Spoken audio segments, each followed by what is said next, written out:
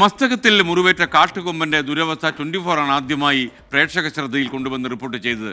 പിന്നീട് തുടർ വാർത്തകളും മുറിവേറ്റ് ദുരന്തം നിറഞ്ഞ ആനയുടെ ദൃശ്യങ്ങളും ഒക്കെ നമ്മൾ പുറത്തുവിട്ടു. പലപ്പോഴും ആന നമ്മുടെ ക്യാമറ കണ്ണുകളിലേക്ക് വന്നു കയറി ആനയെ പിടികൂടി ചികിത്സിക്കുന്നതിലേക്ക് നയിച്ചതും 24ന്റെ ഇടപെടലായിരുന്നു. മസ്തകത്തിൽ മുറിവേറ്റ കാട്ടുകൊമ്പന്റെ വാർത്ത 24 പുറത്തുവിട്ടത് ജനുവരി 15-ന്. വെടിയുണ്ട തളച്ചതിന് സമാനമായ മുറിവാണെന്നും ചികിത്സ അനിവാര്യമെന്നുമായിരുന്നു റിപ്പോർട്ട്.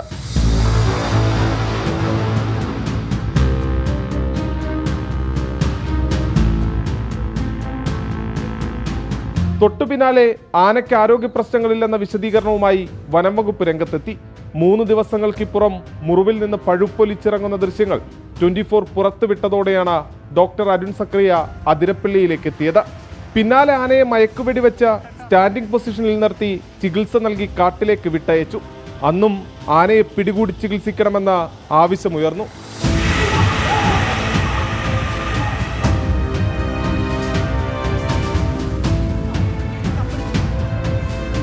തുടർ നിരീക്ഷണമുണ്ടാകുമെന്ന് വനംവകുപ്പ് അറിയിച്ചെങ്കിലും പിന്നീട് നിരീക്ഷണവും ഉണ്ടായില്ല. അതിനിടയിൽ ആനയുടെ മുറിവിൽ പുഴുവരിച്ചു.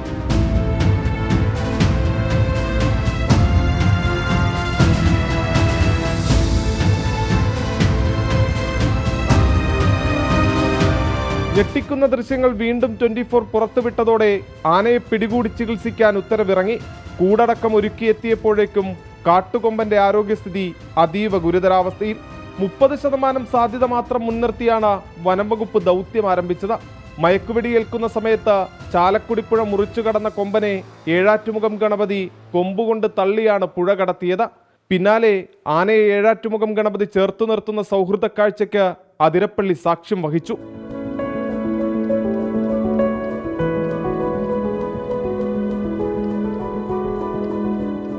കാടിന്റെ കരുതലിനും നീതിക്കുമപ്പുറം നാടിന്റെ കരുതലും നീതിയും കൊതിച്ചൊരു കൊമ്പനാണ് ഈ ലോകത്തോട് വിട പറഞ്ഞത്. തൃശ്ശൂരിൽ നിന്നും സൂരജ് സജി, 24.